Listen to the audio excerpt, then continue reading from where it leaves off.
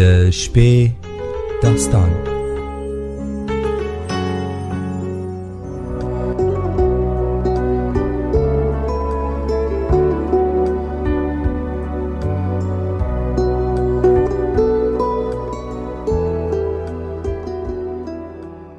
د سپوږمۍ راډیو درنو اوریدونکو او د شپې داستان د خپرونې قدرمنو مینوالو سلامونه او درنښت هیله لرو چې ټول به روغ جوړي.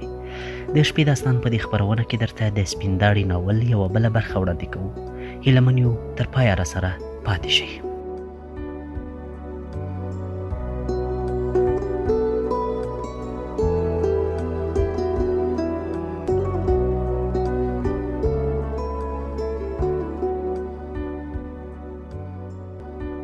نور ناپېژانده انسانان له کوره راوتلي ول.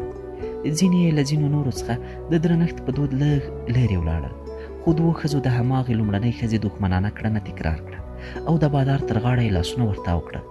دا چې نه له دغو دوو مېرمنو څخه بادار ته کوم ګواښ پېښ شو او نه یې انداز ګواښونکی و، نو سپین داړي هم غبرګون ونه ښود. تر دغو تشریفاتو وروسته ټولو انسانانو د سپین داړي پر نازولو راواچول، خو ده په یوه نرۍ غورېدا وپوهول چې باید تر پولې پښه وانړوي.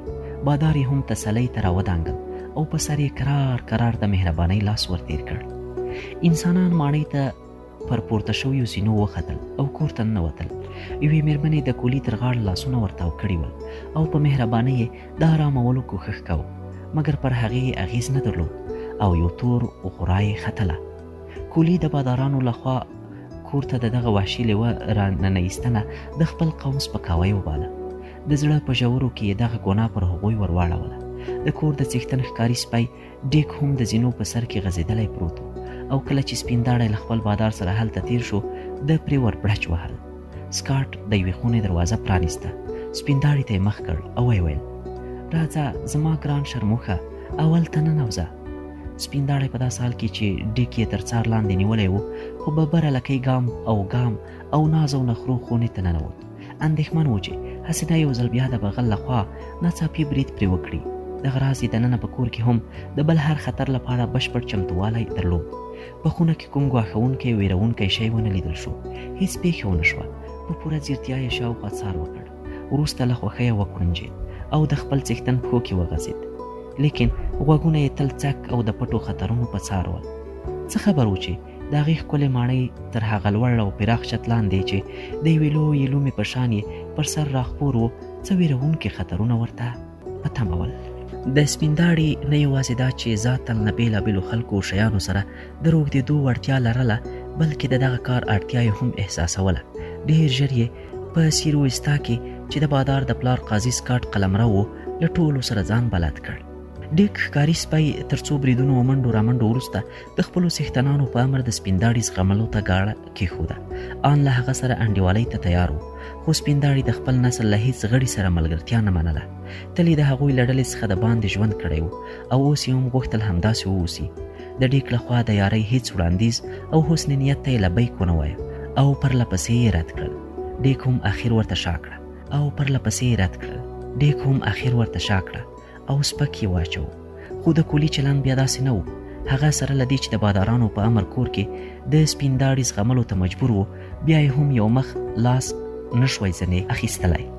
لیوانو بیخي ډېر پسونه جنې تروړلي ول. د خپل ژوند په اوږدو کې د سپین داړي له نیکونو سره یو عالم جګړې کړې وې. دومره اسانه یې کله پر دا هر څه خاورې اړولی شول. هغه به د خپل جنسیتي خوندیتوب او برترۍ په برکت وخت ناوخت پر سپین داړي بلوسېده. د به هم له ناچارۍ د هغه تیرو داړو ته خپلې پنډې وروړلې. سپر کولې به یې او وروسته به آرام او دروند په خپله تړه تلی. کله ناکله به د کولي بې شرمي تر دې حده واوښته. د ده تر غوښو به یې خپلې داړې پورې وورې وایستلې. دی به له ډېرې غوسې سور او شین شو، مګر بیا یې هم ځان ناګمان اچاو او په دایروي شکل به یې منډې ځنې وهلې. آخر ورسره عادت شو. د هغې له لیدلو سره سم به یې خپل ځای ورته خوشي کاوه او ځنې تلو به.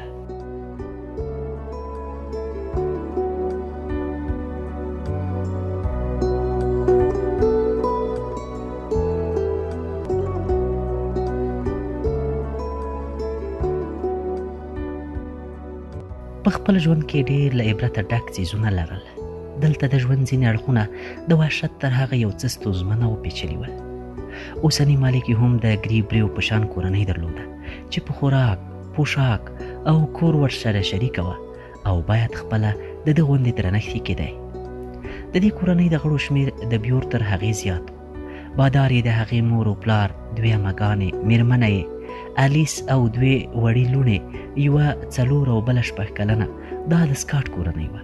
سپین داړي بې له دې چې د خپل مالک او د نورو انسانانو ترمنځ د خپلوۍ ډول وپېژني، هر یوه ته په خپل سر و ملا د مهربانۍ د لاس تېرولو اجازه ورکوله. د بادار له خوږو ماشومانو سره ساعتېری یې هم ډېر ژر زده کړ او د هغوی په خاطر یې د سورپوستو ماشومانو خشنګۍ او ځورونې بیخي هېرې کړې. دغه راز یې د دغو کوچنیانو لیونتوبونه هم نالیدلي ول. هر وخت چې به یې د لوبو او ساعتېریو پر مهال تر پولې پښه اړوله، د به ځان ځنې وکیښ. دا زده کړه اخر کمال ته ورسېده او هغوی پرې ګران شول. خو په دغو ټولو کې هیڅ یو هم د ده له خولې د پیشو ډوله خوندور خور په رایستلو نه و توانېدلی، ځکه هغه یې یوازې او یوازې د خپل مینهناک بادار لپاره کاوه و بس.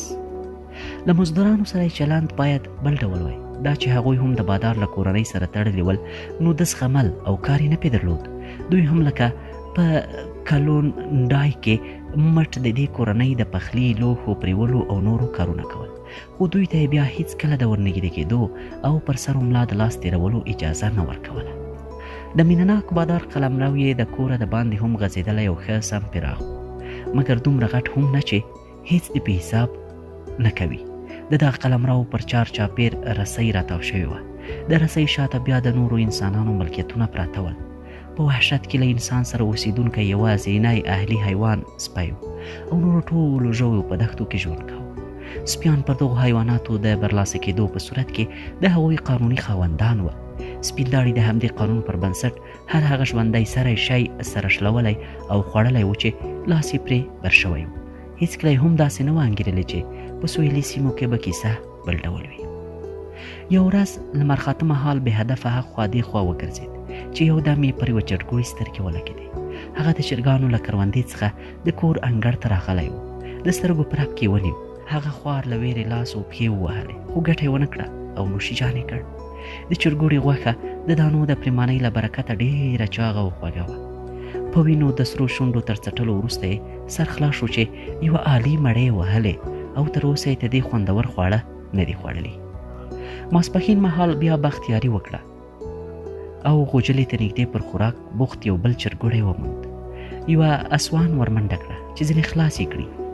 دا چې اسوان د سپین داړي له خطره ناخبره و، نو یې د سوټي پر ځای د بګۍ یوه نرۍ پلاخه ور واخیسته او وړاندې ورغی. سپین داړي چې ممکن د سوټي له ویرې پر شا شوی وی، له هغې نرۍ چلاخې هیڅ حیا ونه کړه. د چلاخې له ګزار سره یې چرګوړی خوشي کړ او سړي ته یې ور حمله کړه. د چلاخې له بیا ځلې پورته کېدو سره سم په یو ارام او بې غږه ډوب د اسوان پر مرۍ ونښت. سړی په ځمکه ولید او خوله یې د یا خدایه یا خدایه نارې ووتې. سملاسي یې چلاغه وغورځوله او لاسونه یې د چلیپا په بڼه ستوني ته ونیول. د بازو غوښه یې تر هډوکو څیرې شوه. په وینو لړلی پاڅېد او مخ پر غوجله یې میدان کړ. که همدغه شېبه کولی د جګړې ډګر ته نه وای را رسېدلی، نو د اسوان کار کړوپ و. کولی په پوزه خښم بېواره په سپین داړي ور په هوا شوه.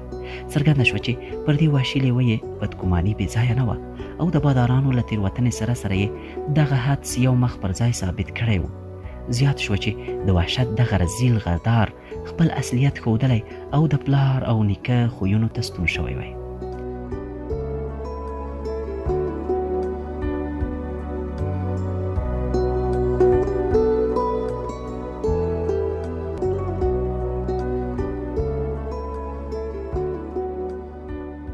اسوان پټنځای ته تښتېدلی و او سپین داړي د کولی له ګواښونکو داړو څخه پر شا تللی و. اخر یې نفس تنګ شو. خپل اوږه یې د هغې خولې ته ونیوله او بیا یې د هغې د ستړي کولو لپاره په دایروي بڼه منډې پیل کړې، خو کولی یې له سزا لاس وانخیست. اخر یې له تېښتې پرته بل لار ونه لیده. کله چې سکاټ له کیسې خبر شو، ویې ویل ښه کار شوی دی، دا به یې سد ته رسولی وي او وبې پوهوي چې بیا هېڅکله په چرګانو کار ونه لري، خو که بیا داسې رضالت وکړ، طبیعت به یې ور برابر کړم. 2 شپې وروسته د سکاټ د خوښۍ موقع برابره شوه.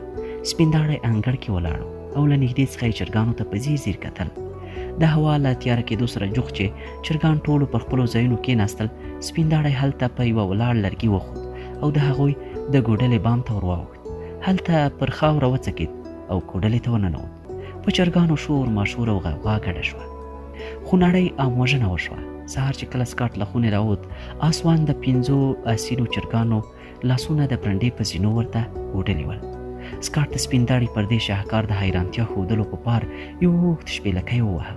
همدغه شیبه سپین داړی هم راورسېد او د خپل څښتن په سترګو پورې یې سترګې ور وګنډلې. په کتو یې د ډار او شرم څرک نه لګېد. دا چې د خپل کړي جنایت د بدوالي کچه نه ورته معلومېده، نو لکه یو ویاړلی او غټ کار چې یې کړی وي، په ځانګړي غرور ګام روان و. سکاټ یې له ډېرې غوسې یې شونډې تر غاښونو لاندې کړې وې. خوشکه یې ورته وکړه.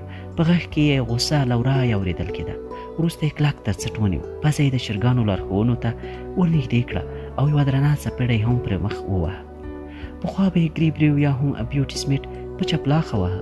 ده به یوازې د فزیکي درد احساس کوو، مګر اوس د خپل مینهناک بادار دغې څپېړې سره له دې چې تر هغو سپکه هم و ډېر خواشینی یې کړ او نیغه یې پر اروا ولګېده. د اوسني بادار یو ډېر کوچنی ګوزار هم د هغه نورو تر سوټي او قمچینې سخت پرې تمامېده. د دغه سپکې چپلاخې معنا دا وه چې مینهناک او مهربان بادان یې ځینې ناخوښه دی. د په هېڅ وجه د دومره سترې بدمرغۍ تاب نه درلود. تر دې وروسته یې بیا هېڅکله په چرګوړو غرض ونه کړ. څه وخت وروسته یوه ورځ سکاټ د چرګانو کوډلې ته بوت او منځ ته یې ورخوشي کړ. د چې هغه ژوندی او مزهدارې غوښې له خپلې خولې سره ولیدی، نږدې و بیرته خپل وحشي غریزې ته پناه یوسي. خواته یې ورتاو شو، خو څښتن یې په یوه درنه او خشنه چیغه پر ځای میخ کړ، لکه دغه چیغې چې سرکښه او وږې اروا ولړزولې وي. تر دې وروسته یې د خپل واجب الاحترام موجوداتو لړلیک ته د چرګوړو نوم هم ور واچو. خو دا چې قاضي د سکاټ پلار د ده پر روزنه او اصلاح پورې باوري نه و، نو یو ورځ ماسپښین مهال یو ځل بیا د چرګانو په ګوډله کې خوشي کړ. هېڅ بده پیښه ونه شوه. هلته له ورننوتلو سره سم یې ډډه ووهله او شیبه وروسته خوب یوړ. تر راویښېدو وروسته یې د چرګانو له لوښي اوبه وشرپولې. تر اوبه کېدو وروسته یې نفس تنګ شو. د کوډلې بام ته یې ټوپ کړ او له هغه ځایه د باندې وغورځېد. وروسته ورو آرام د کورنیو د غړو خواته چې د برنډې په زینو راغونډ ول او په ده کې سترګه وه ورغی. قاضي یې مخ ته ځیر شو او ویې ویل: یاره سپین داړی، ستا ارزښت په رښتیا تر هغه په کراتو مراتو لوړ دی چې ما فکر کوو. د دغه راز زده کړل چې د نورو انسانانو په چرګوړو هم کار ونه لري. په کور کې پر چرګانو سربیره پیشو، سویګان او فیلمرغان هم ول او په دوی هم باید غرض نه وی لرل شوی. لنډه دا چې ټول ژوندي موجودات باید خوندي وای. ان د ټولو له سترګو چوپ په یوه لرې ځای کې هم یو ژوندی شی د سترګو په مخ کې ګرځېده، کېناستلی او الوتلی شوی. له ډېره هوسه به یې اندامونه لړزې واخیستل، خو بیرته به پر خپل سرکښه او باغي غریزه واکمن شو. رټ به یې ورته وکتل او څه به یې نه ورته ویل، ځکه د بادارانو غوښتنه همدا وه.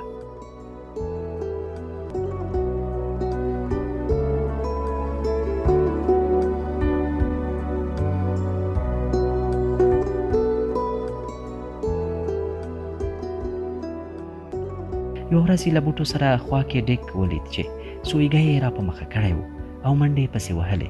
څښتن هم همالته ولاړ و. هغه نه یوازې دا چې د ډیک مخنیوی یې ونه کړ، بلکې خپله دی یې هم په هغه سویګي پسې ځغلولې ته مجبور کړ. دې پیښې یو بل نوی قانون وایسته کړ او هغه دا چې صحرایي سویګان د نورو اهلي ژوو په شان خوندي نه دي. دغه راز خاڼې، کورکان او زرکې هم په همدې ډله کې حسابېږي. دا ټول دښتي مخلوقات دي چې د انسانانو ملاتړ له ځان سره نه لري او د اهلي ژوو اسانتیاوې نه لري. سپیان یې د ښکارولو عام و تام حق لري. دا ټول قوانین پیچلي او سخت ول. د عملي کولو موردونه یې په یوه اسانه نه پېژندل کېدل. د دغه ګډوډ تمدن بندې مانجې ته ورته تګلاره زښته پیچلې وه. وخت په وخت یې د ده د باغي غریزې پر مرۍ پښه ورېښوده او سخت یې سربداله کړی و. یو ورځ یې د خپل ګران بادار په بګۍ پسې سنجوس ښار ته چې د دوی کلي ته نږدې پروت و منډې وهلې.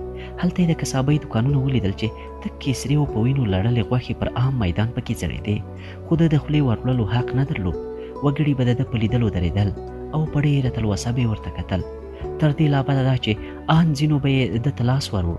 دی مجبور و د هغوی د دغو خطرناکو حرکتونو پر وړاندې چوپ او غړپ پاتې شي او هېڅ ورته ونه وایي.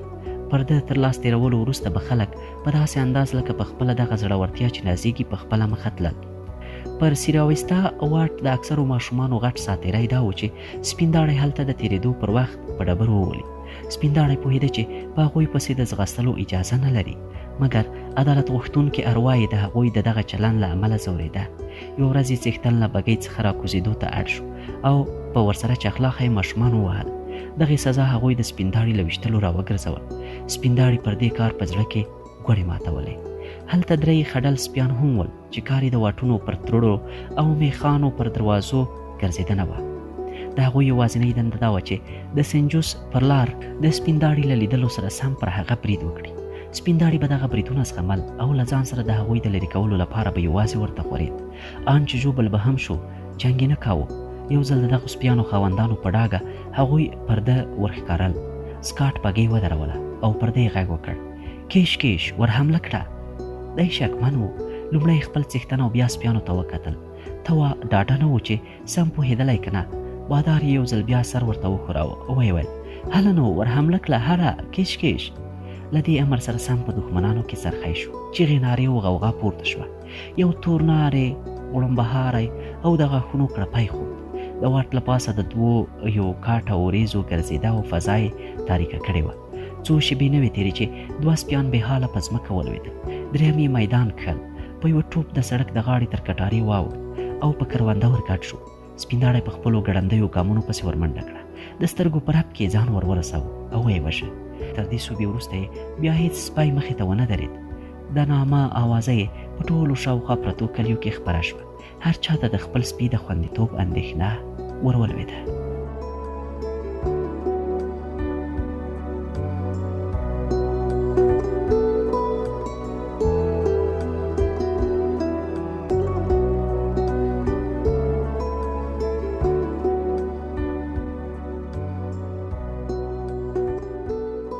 د سپوږمۍ راډیو درنو اورېدونکو او د شپې داستان د خپرونې قدرمنو مینوالو، د سپینداړي ناول دا برخه هم دومره وه.